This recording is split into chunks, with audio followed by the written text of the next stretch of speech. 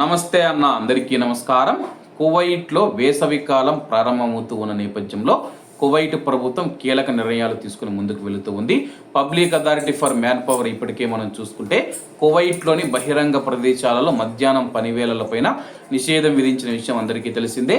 తాజాగా Kuwait civil service commission ప్రస్తుతం ఉన్న గ్రేస్ పీరియడ్లను కొనసాగిస్తూనే ఉదయం షిఫ్టులో ప్రభుత్వ పని గంటలను 1 గంట తగ్గించడానికి ఆమోదం తెలిపింది.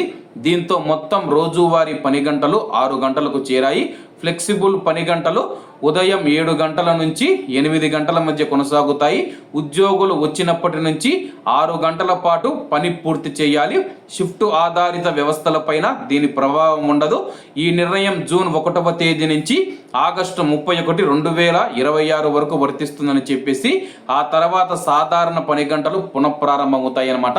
ప్రస్తుతం కువైట్లో మనం చూసుకుంటే కానీ ప్రభుత్వ రంగంలో పనిచేస్తూ ఉన్న ఉద్యోగులు ఎవరైతే ఉన్నారో వారి కోసం 1 గంట పనినైతే తగ్గించడం జరిగింది.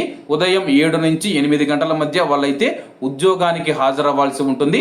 ఉద్యోగానికి హాజరైన తర్వాత 6 గంటలు పనిచేసి వాళ్ళ యొక్క షిఫ్ట్ను ముగించుకొని వెళ్ళిపోవచ్చు అనమాట.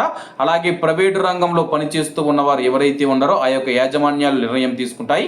అలాగే కువైట్లో బహిరంగ ప్రదేశాలలో నేరుగా సూర్యుడు తమ మీద పడుతూ ఉన్నప్పుడు మధ్యాహ్నం వేళ పనిని నిషేధిస్తూ ఉన్నట్లు public authority for man power ప్రకటించింది. జూన్ 1వ తేదీ నుంచి ఆగస్టు 31వ తేదీ వరకు ఉదయం 11 నుంచి సాయంత్రం 4 గంటల వరకు మధ్యాహ్నం పనిపైన నిషేధం విధించినట్లు public authority for manpower అధికారులు ప్రకటించారు. కాబట్టి కువైట్లో ఉన్న మన భారతీయుల యొక్క ఎండాకాలంలో చాలా జాగ్రత్తగా ఉండాలని కోరుకుంటూ అందరూ బాగుండాలి, అందులో మనం ఉండాలి. అందరికీ నమస్తే అన్న, జై హింద్.